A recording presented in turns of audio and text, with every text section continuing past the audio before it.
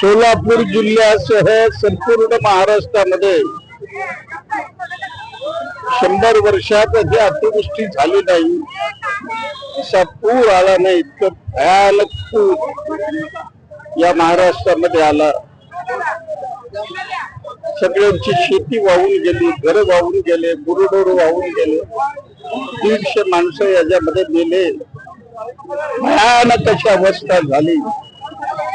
सरकारने म्हटलं आम्ही शेतकऱ्याला मरू देणार नाही, त्याला जगवण्याकरता आम्ही प्रयत्न करू।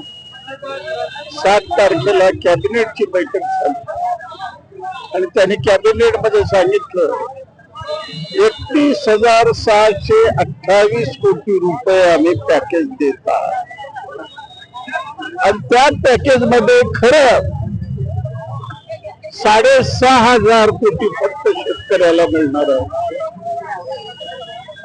विम्याचे सुद्धा 5,000 कोटी इन्क्लूड केले, विम्याचे पैसे। आता मला हे सांगा, रोजगार आम्ही ज्याला मनरेगा आपण म्हणतो ते कधी वेळेवर पैसे मिळतात?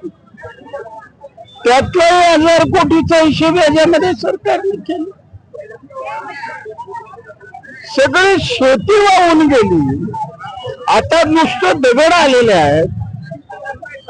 आता ते शेतीचं पोट व्हायला 6 महिने लागणार। सरकार म्हणू लागलेलं आम्ही 3 लाख रुपये त्यातनं देतो। म्हणजे सरकारने डोंगर पोखरून उंदीर काढलेला आहे।